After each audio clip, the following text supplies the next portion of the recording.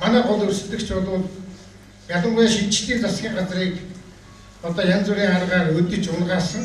Тэгшгүүц шинжлэлийн засгийн газрыг хаанаас ирж унгаад давхар дээлээ хууль гэж ярьж ирсэн. Одоо өнөөдөр энэ ардын намын сайдтар давхар дээлтэй байна уу? Тэгэхээр давхар дээр гэж асуудал үндсэндээ байгаагүй үстэй. Огт байгаагүй гэдгийг та харагдаж штеп. Би анх ерөнхийлөгчийг давхар дээлийн хууль өргөн байх яах гэсэн бэ? Наад ардын намын чинь биднийг халаад аян штеп гэсэн чи манай ерөнхийлөгч их гений юм уу яасан мэдэхгүй. Өөр хоёроо наад чи 2014 оноос эхэлж хэрэгжүүлнэ. Энэ танай засгийн газар шинжлэлийн засгийн газар хамаагүй гэсэн.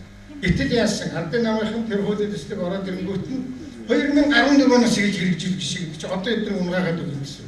Ингээд нэг баахан бүжгийн тэгээд чадаагүй л дээ. Тэгээд 2012 он одоо та нэг юм баг мартсан байх. Тэрний дараагаар яасан гэхээр 2012 оны нийслэлийн сонгуул бол их хурлын сонгуультай хамт яваад бид нар ялцсан шүү дээ. Дүүргүүдийн сонгуульд хэдэн сард явсан? 11 сард явсан. Бид нар нүүрс хөтөлбөрийг ерөнхий сайд болчиход бид нар хэдийд хэрэгжүүлсэн? 10 сард нүүрс хөтөлбөр хэрэгжүүлсэн. Яагаад нүүрс хөтөлбөр хэрэгжүүлсэн гэхээр тэр нэгдүгээр бол нүүрсний үн бол нэлээд их өндөр болсон. Хоёрдугаар бол бас дүүргүүдээ сонгуул өгсөн тэр цаг үед бол бид нар хэрэгжүүлсэн. Энийг бол амжилттай хийж чадсан. Багнуурын 200 мянган төгрөгийн үнэтэй нүүрсөөр хэдэн төгрөг болж буусан? 80 мянган төгрөг болж буусан.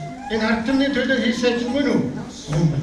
Хамгийн харамсалтай нь шинжлэлийн засгийн газрыг огцруулж чадахгүй болохоор давхар дээлээр огцруулж чадахгүй болохоор нүүрсний хэрэг гэдгийг үүсгэсэн. Энээс болж намайг ерөнхий сайд байхад манай зөвлөх засаг зүйн гансхийг одоо шоронд хийсэн.